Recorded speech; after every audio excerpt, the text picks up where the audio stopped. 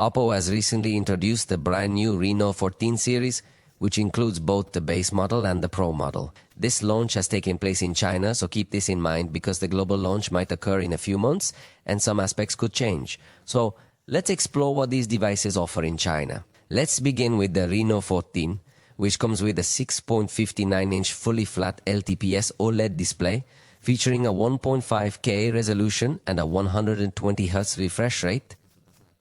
With a peak brightness reaching a maximum of 200 nits, this screen is set to compete exceptionally well. When it comes to the processor, we will encounter the MediaTek Dimensity 8350. Additionally, it comes equipped with up to 16 GB of RAM LPDDR4X and offers up to a terabyte of storage, specifically UFS 3.1. Therefore, in its highest version, it will indeed provide extremely high-end features. However, it should be noted that these top-tier versions generally do not leave China. Typically, the versions that are leased outside of China are, in the most basic scenarios, we can expect to find a battery with a capacity of 6000 mAh, which supports charging at 80 watts. However, it's important to note that some manufacturers in China might provide a larger battery, while globally they might offer a smaller one.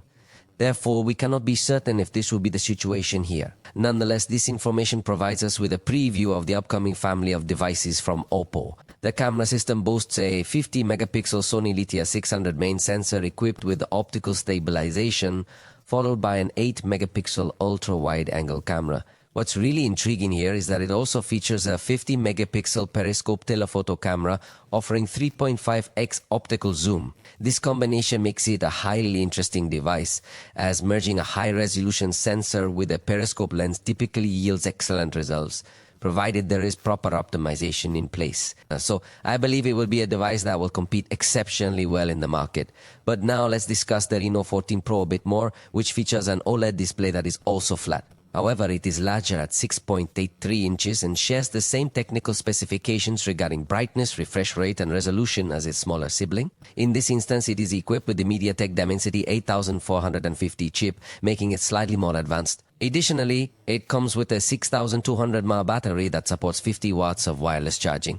Its main camera has a 50-megapixel OmniVision OV sensor, then a 50-megapixel ultra-wide-angle camera, and also 50-megapixel telephoto camera. As you can see, in this generation, OPPO has decided to put less differences between the base model and the Pro model at the photographic level.